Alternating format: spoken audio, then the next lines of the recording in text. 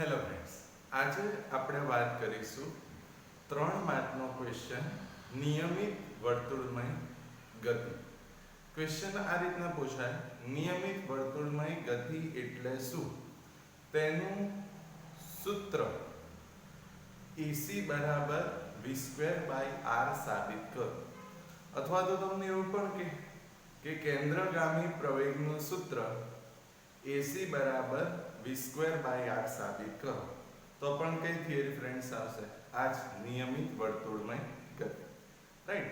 એટલે તમને કેન્દ્રગામી પ્રવેગનું સૂત્ર v²/r સાબિત કરવાનું કે અથવા તો નિયમિત વર્તુળમય ગતિ સમજાવો. તો આજે જે આપણે શીખીએ એ તમારે લખવાનું રહેશે. ઓકે, તો ફર્સ્ટ ઓફ ઓલ તો નિયમિત વર્તુળમય ગતિ એટલે શું? હવે નિયમિત ગતિ એટલે શું? અચળ ઝડપથી ગતિ થાય. અને વર્તુળમય એટલે કેવો માર્ગ હશે? વર્તુળાકાર માર્ગ. તો નિયમિત વર્તુળમય ગતિ એટલે શું? તો અચળ ઝડપથી વર્તુળાકાર માર્ગે થતી ગતિ. એને જ શું કહેવાય? નિયમિત વર્તુળમય ગતિ. તો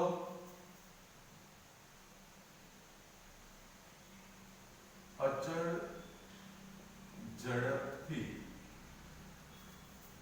વર્તુળાકાર માર્ગે થતી ગતિને નિયમિત વર્તુળમય ગતિ કહે છે, રાઈટ? તો નિયમિત વર્તુળમય ગતિ એટલે શું? તો નિયમિત ગતિ એટલે અચળ ઝડપથી. અહીંયા આગળ વચ્ચે એક શબ્દ છે વર્તુળમય, એટલે વર્તુળાકાર માર્ગે. તો નિયમિત વર્તુળમય ગતિ એટલે શું? તો અચળ ઝડપથી વર્તુળાકાર માર્ગે થતી ગતિ. એને જ આપણે શું કહીશું? નિયમિત વર્તુળમય ગતિ. તો એવું કહેવાય કે આ ગતિ દરમિયાન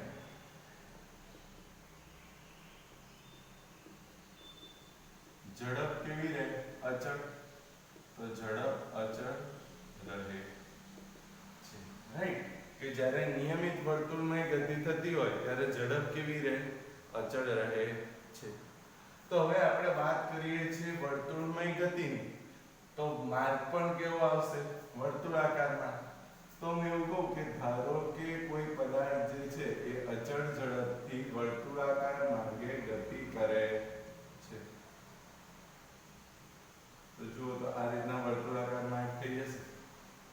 આ વર્તુળનું કેન્દ્ર સેન્ટર એટલે આને કહી દઉં C, રાઈટ? હવે આપણે ધારી લઈએ કે ધારો કે કોઈ t સમયે પદાર્થનું સ્થાન P છે અને t + ડેલ્ટા t સમયે પદાર્થનું સ્થાન P' છે. તો આવું કહું કે ધારો કે t સમયે પદાર્થનું સ્થાન P છે, રાઈટ? તો પદાર્થનું સ્થાન P છે તો એનો સ્થાન સદિશ શું થાય? તો C થી P ને જોડો તો આ સ્થાન સદિશ આ. તો t સમયે પદાર્થનું સ્થાન P છે અને સ્થાન સદિશ R સદિશ છે. અને t + ડેલ્ટા t સમયે સ્થાન શું છે? P' અને સ્થાન સદિશ ધરી લઈએ સદિશ R', રાઈટ? તો t સમયે પદાર્થનું સ્થાન P એટલે સ્થાન સદિશ સદિશ R અને t + ડેલ્ટા t સમયે પદાર્થનું સ્થાન P' છે. તો સ્થાન સદિશ શું થશે? C થી P' R'. તો સ્થાન સદિશ R'. હવે એક વસ્તુ ફ્રેન્ડ્સ, કે જ્યારે આપણે વેગ દર્શાવવો હોય કોઈ પણ બિંદુએ, તો કોઈ પણ બિંદુએ વેગ દર્શાવવો હોય તો તમારે શું કરવાનું? ગતિની દિશામાં સ્પર્શક દોરવાનું. એટલે એ શું થયું? વેગની દિશા. આ યાદ રાખજો ફ્રેન્ડ્સ કે વેગની દિશા દર્શાવીએ તમારે શું કરવાનું? ગતિની દિશામાં સ્પર્શક દોરવાનું. તો આ P થી P' જાય છે એટલે આ બાજુ જાય છે P થી P' ડાબી બાજુ.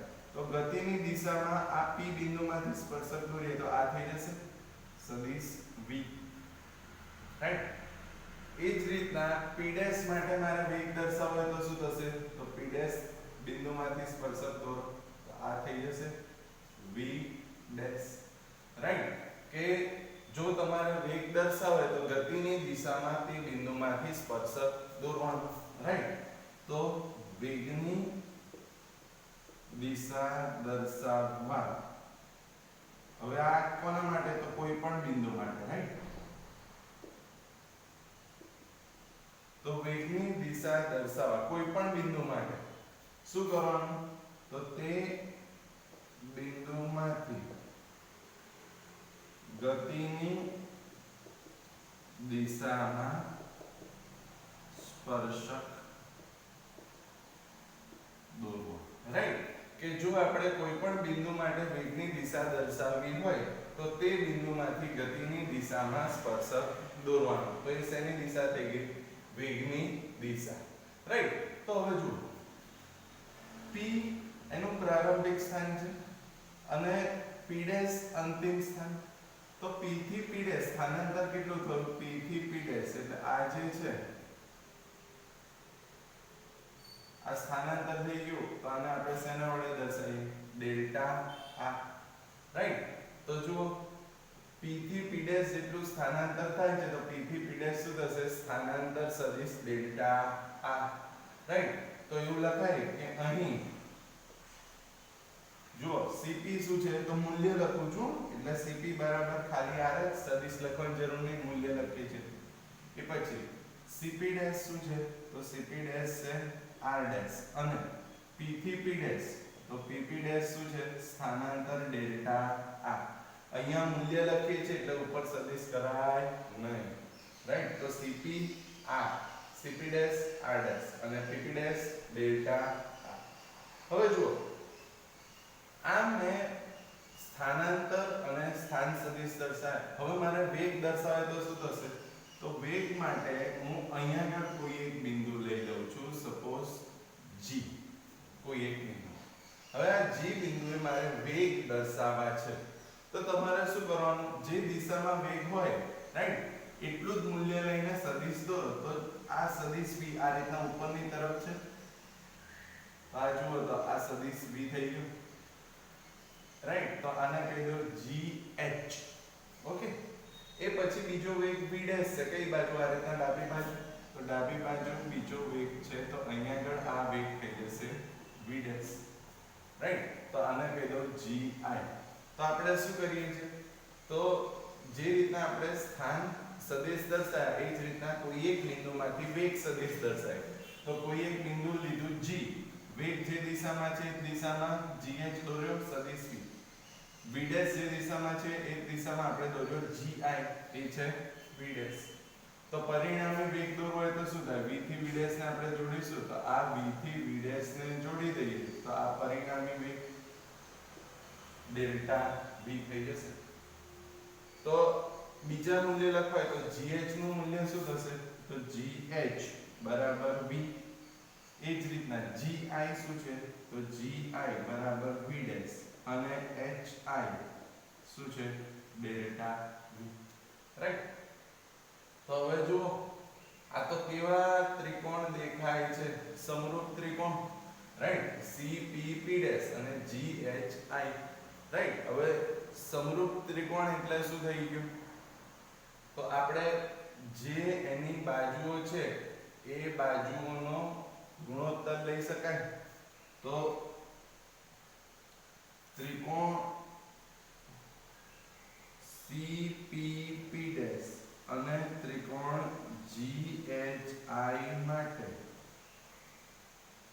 શું છે તો બે બાજુઓનો ગુણોત્તર કેવો છે સરખો લઈ શકાય તો જો મારે CPP' અને GHI માટે લખવું હોય બે બાજુનો ગુણોત્તર સરખો તો લખાય CP/GH રાઈટ તો શું થશે તો CP/GH બરાબર બીજી બે બાજુ કઈ થઈ PP' અને HI તો PP' upon HI રાઈટ તો આપણે શું કર્યું તો CPP' અને ત્રિકોણ GHI ની બાજુઓનો ગુણોત્તર સરખો તો ત્રિકોણ CPP' અને ત્રિકોણ GHI માટે શું થશે? CP/GH બરાબર PP'/HI.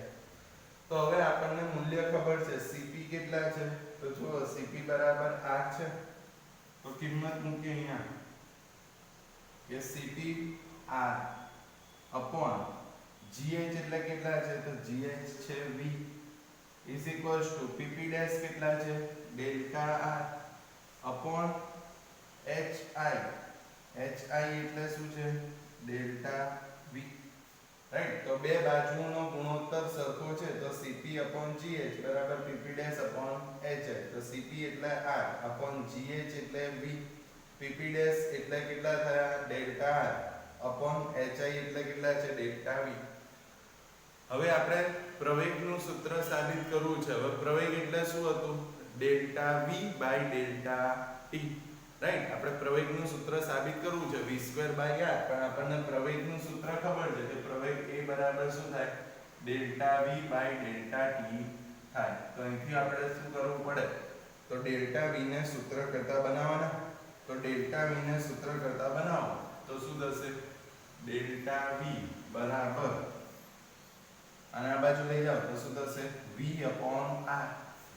V/R into delta R. Right. તો આપણે શું કર્યું? ડેલ્ટા V ને સૂત્ર કરતા બનાવ્યું. પણ પ્રવેગ એટલે શું? dv/dt. તો છેદમાં dt જોઈશે તો બંને બાજુ ડેલ્ટા t વડે ભાગીએ તો બંને બાજુ ડેલ્ટા t વડે ભાગતા તો શું થાય?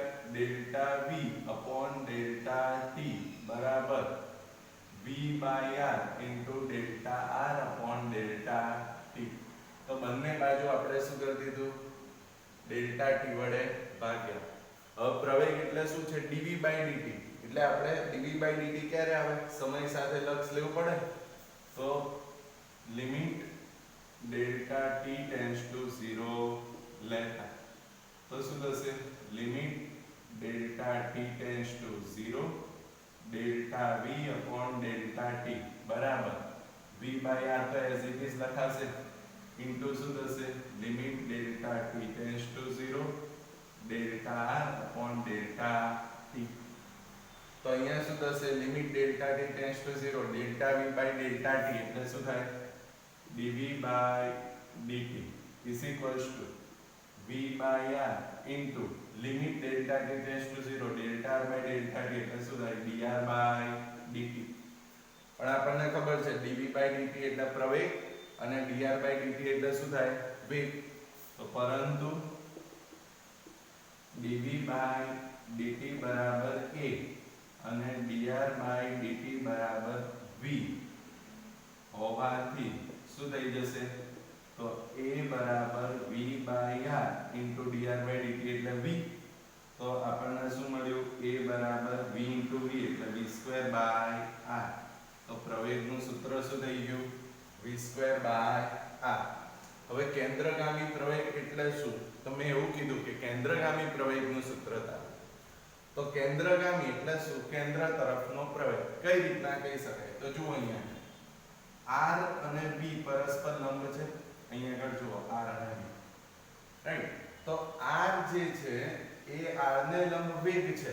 તો પ્રવેગ પણ ક્યાં હોય? વેગને લંબ. તો વેગને લંબ એટલે અહીંયા v છે તો વેગને લંબ પ્રવેગ એટલે આ દિશામાંથી જશે.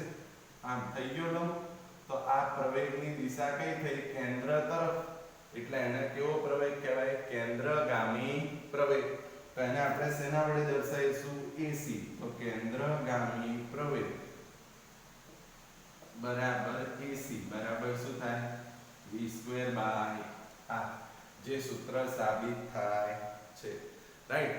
તો ફ્રેન્ડ્સ આ આપણો થયો 3 માર્કનો પ્રશ્ન કે કેન્દ્રગામી પ્રવેગનું સૂત્ર સાબિત કરો અથવા તો નિયમિત વર્તુળમય ગતિ સમજાવો. રાઈટ. તો ફરી એકવાર જોઈએ. નિયમિત વર્તુળમય ગતિ એટલે શું? તો અચળ ઝડપથી વર્તુળાકાર માર્ગે થતી ગતિને નિયમિત ગતિ કહેવાય. હવે નિયમિત ગતિ છે એનો અર્થ શું? તો આ ગતિ દરમિયાન ઝડપ કેવી રહે? અચળ રહે છે. તો હવે આપણે કેન્દ્રગામી પ્રવેગનું સૂત્ર સાબિત કરવા માટે શું ધારીએ છે કે કોઈ પદાર્થ વર્તુળાકાર માર્ગે ગતિ કરે છે તો એનું t સમય સ્થાન શું છે p અને સ્થાન સદિશ r. એ જ રીતના t + ડેલ્ટા t સમય સ્થાન p' તો એનું સ્થાન સદિશ r' છે. તો એનું સ્થાનાંતર કેટલું થયું p થી p' એટલે ડેલ્ટા સદિશ r થઈ ગયું.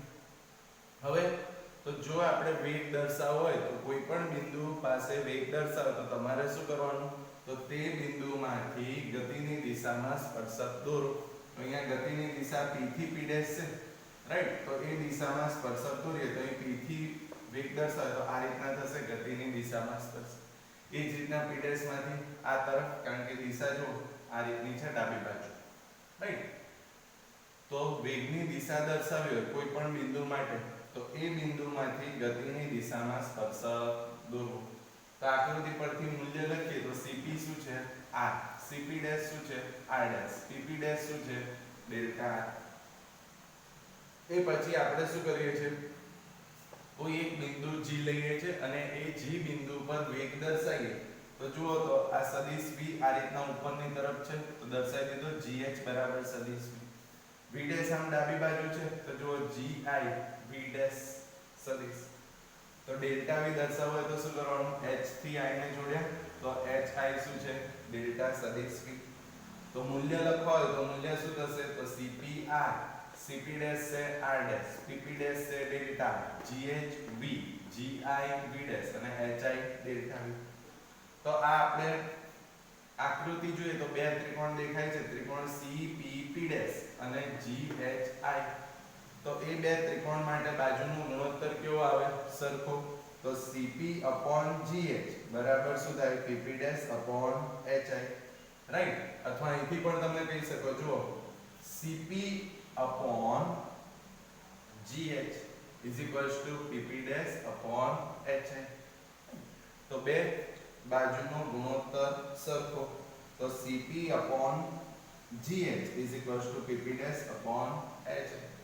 તો cp એટલે કેટલા છે આ, gh એટલે v, pp' delta hi delta v. આપણે અહીંયા મૂલ્ય જ લખીએ છીએ એટલે ઉપર સદિશ થાય નહીં. હવે આપણે પ્રવેગનું સૂત્ર સાબિત કરવું છે. પ્રવેગનું સૂત્ર શું છે dv/dt. એટલે આપણે ડેલ્ટા v ને સૂત્ર કરતા બનાવવો પડે. તો અહીંથી ડેલ્ટા v ને સૂત્ર કરતા બનાવીએ તો ડેલ્ટા v સૂત્ર કરતા તો v/r * ડેલ્ટા r. હવે dv/dt જોઈએ છે એટલે છેદમાં dt જોઈએ તો આપણે શું કરીએ છીએ બંને બાજુ ડેલ્ટા t વડે ભાગતા. તો ડેલ્ટા v/ડેલ્ટા t બરાબર શું થશે v/r * ડેલ્ટા r/ડેલ્ટા t. હવે dv/dt એટલે પ્રવેગ થાય તો સમય સાથે લક્ષ લીધું તો limit delta t tends to 0 delta v/ડેલ્ટા t v/r as it is. તો કેમ કારણ કે અચળ પદ છે અચળ પદ તો બહાર લખીએ છીએ તો v/r એઝ ઇટ ઇઝ. તો limit delta t tends to 0 delta r/ડેલ્ટા t. તો limit delta t tends to 0 delta v/ડેલ્ટા t શું થાય dv/dt v/r as it is. Limit delta t tends to 0 delta r/ડેલ્ટા t શું થશે dr/dt. હવે આપણે ઓલરેડી ભણી ગયા dv/dt એટલે પ્રવેગ a અને dr/dt એટલે વેગ v. તો dv/dt એટલે પ્રવેગ a બરાબર v/r * dr/dt એટલે વેગ v. તો a બરાબર શું થયું v²/r. એટલે પ્રવેગનું સૂત્ર શું થયું ફ્રેન્ડ્સ a બરાબર v²/r. હવે કેન્દ્રગામી પ્રવેગનું સૂત્ર સાબિત કરવું છે તો કેન્દ્રગામી પ્રવેગ એટલે કેન્દ્ર તરફનો પ્રવેગ કઈ રીતના કહેવાય તો અહીંયા આપણે હમણાં જ ભણ્યા કે અહીંયા આગળ વેગની દિશા દર્શાવી હોય તો આપેલા બિંદુમાંથી જે પણ બિંદુએ દિશા દર્શાવી છે તે બિંદુમાંથી ગતિની દિશામાં સ્પર્શક દોરો. એટલે આમ ડાબી બાજુ આમ ગતિ થાય છે તો સ્પર્શક કેવો થશે અહીંથી આ બિંદુમાંથી દોરો આ રીતના બહારની તરફ રાઈટ. તો અહીંયા જોઈએ તો r અને v લંબ છે એટલે સ્થાન સદિશને લંબ વેગ છે. તો એ જ રીતના પ્રવેગ પણ કેવો આવે લંબ. તો અહીંયા લંબ દર્શાવે તો પ્રવેગ કઈ બાજુ થાય કેન્દ્ર તરફ. કેન્દ્ર તરફ એટલે આપણે એને શું કહીએ છીએ કેન્દ્રગામી. તો કેન્દ્રગામી પ્રવેગને આપણે શેના વડે દર્શાવીશું AC. તો સૂત્ર શું થશે કેન્દ્રગામી પ્રવેગનું a ની જગ્યાએ AC બરાબર v²/r. રાઈટ. તો આ આપણે જોયો ફ્રેન્ડ્સ 3 માર્કનો ક્વેશ્ચન. કે કેન્દ્રગામી પ્રવેગનું સૂત્ર AC બરાબર v²r સાબિત કરો. રાઈટ, ખૂબ જ અગત્યનો પ્રશ્ન. તમને સૂત્ર આવડવું જ જોઈએ કે કેન્દ્રગામી પ્રવેગનું સૂત્ર શું? તો કેન્દ્રગામી પ્રવેગ AC બરાબર v²r. પ્રશ્ન કઈ રીતના પૂછાય મેં તમને ઓલરેડી કીધું. ફરી એકવાર બધા પ્રશ્નો કઈ રીતના પૂછાઈ શકે કહો. પહેલો જે છે એ કે નિયમિત વર્તુળમય ગતિ સમજાવો. બીજો કઈ રીતના પૂછાય? નિયમિત વર્તુળમય ગતિ માટે કેન્દ્રગામી પ્રવેગનું સૂત્ર AC બરાબર v²r સાબિત કરો. તો થઈ ગયું.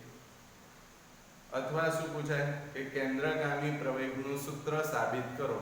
એટલે કેન્દ્રગામી પ્રવેગનું સૂત્ર AC બરાબર v²r સાબિત કરવાનું. રાઈટ, તો આ આપણે વાત કરી કેન્દ્રગામી પ્રવેગનું સૂત્ર કોના સ્વરૂપના? વેગના સ્વરૂપના. હવે કાલે આપણે જ્યારે નેક્સ્ટ લેક્ચરમાં વાત કરીશું કે આ જ સૂત્ર કેન્દ્રગામી પ્રવેગનું આપણે સાબિત કરીશું આવૃત્તિ અને કોણીય વેગના સ્વરૂપમાં. તો કાલે જે આપણે ભણીશું એ પણ 3 માર્કનો પ્રશ્ન, જે આપણે કેન્દ્રગામી પ્રવેગનું સૂત્ર કોણીય વેગના સ્વરૂપમાં સાબિત કરીશું. પણ એની વાત આપણે કાલે નેક્સ્ટ લેક્ચરમાં કરીશું. પણ આજ પૂરતું આપણે અહીં સુધી રાખીએ છીએ કે કેન્દ્રગામી પ્રવેગનું સૂત્ર સાબિત કરો તો AC બરાબર v²r સાબિત કરવાનું રહેશે. Okay friends, thank you.